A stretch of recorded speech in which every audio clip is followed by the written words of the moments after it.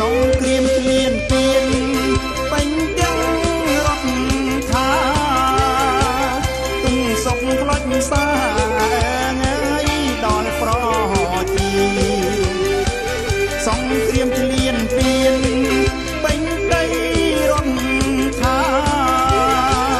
ទុំសុកផ្លុចសាងាយដល់ប្រជាយើងជាយុវជនស្មាំងចេញការពីสู้បដូរជនមានដើម្បីសិទ្ធិសេរីណែ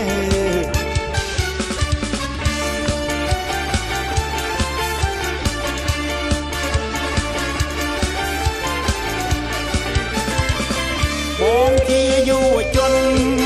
បងជានារីមូលមិត្តសាមគ្គីបដិញ្ញាយកជ័យបងជាយុវជនអូនជានារី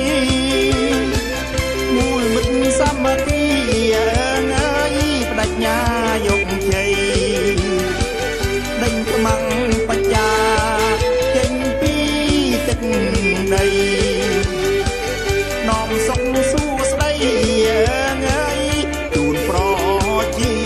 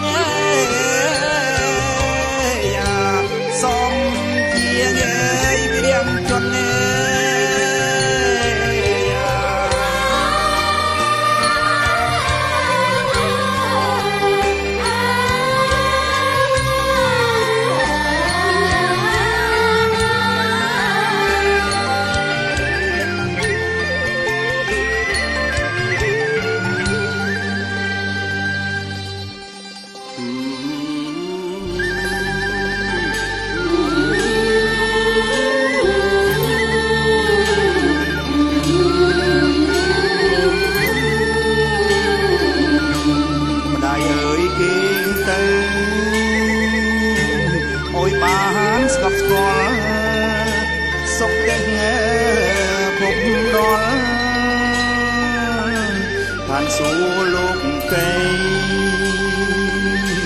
ព្រលឹងម្ដាយថ្លៃតែកូនប្រុសស្រីគេឈ្មោះសង្ស័យជាម្ដាយវារាំង